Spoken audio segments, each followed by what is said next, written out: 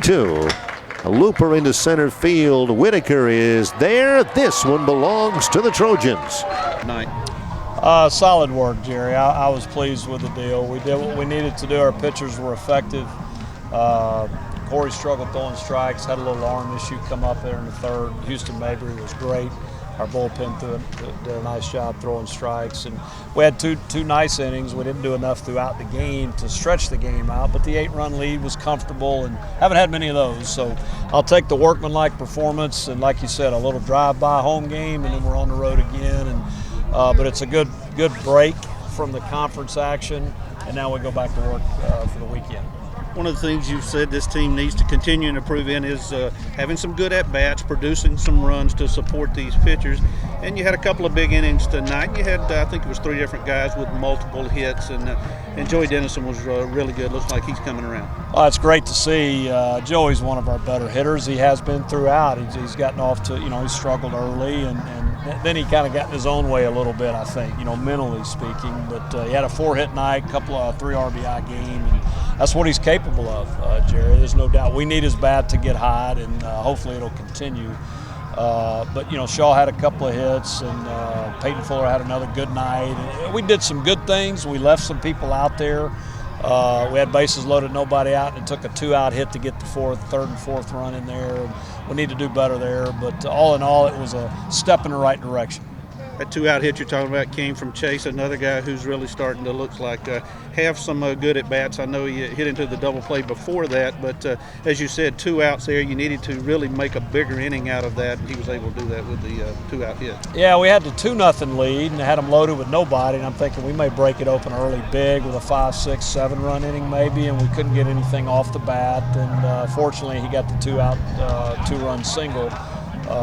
To keep the inning going, and then we followed that up the next inning with another 4-run inning. So we stretched it out right away and took the pressure off the pitching staff. And again, I was pleased with how we did that. But as you go through the course of the work, the 6 innings without a run, disappointing a little bit because we had some run scoring chances. But the way we pitch and defend, that was a solid work. And again, Houston Mabry was terrific tonight, coming in unannounced, off the injury, and strike, and had quick work, and thought Robert Harris was really good. And then Perez got out there and did a nice job in his inning of work, and Corey was effective in the ninth. So we got the work in we needed, Jerry, and that's what midweek games are for, to get guys active, get some at-bats in, and then try to ramp it up for a big series this weekend.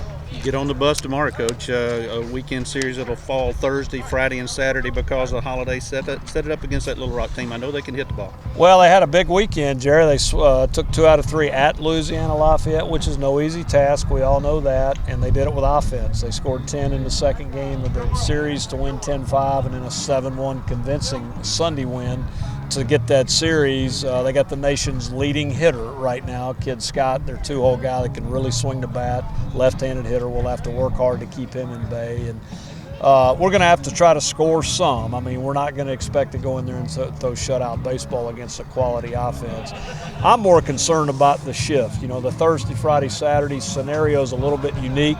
It's the first year we've done this on Easter weekend. I like the format in theory, but it does jumble things, and we're going to jumble our staff. We'll go Brown on Thursday, which is short rest for him. We'll keep Bennett on Friday and bounce Hebert to Saturday. Just because of the odd format, I like Grant staying on his normal turn because he's a guy that needs that 6 days in between. So I'll look for Lucas to answer the call in game 1, and we'll be ready. Getting on the bus, long trip, early to start tomorrow morning.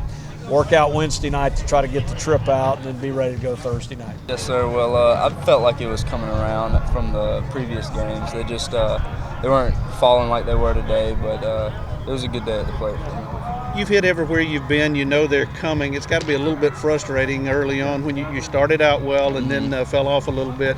What's going through your mindset? Just keep doing the work, I would guess, and understand that those hits will start falling? Yes, sir. Just keeping on it, not letting it get in my head too much. Just been working, been tweaking some things. But here of late, they've been real competitive at-bats, like you said, and I'm pleased with where I'm going right now. looking up and down this lineup, you know, you've got some other guys that look like they're starting to do the same thing, really have those competitive at-bats, get some hits, get some run production.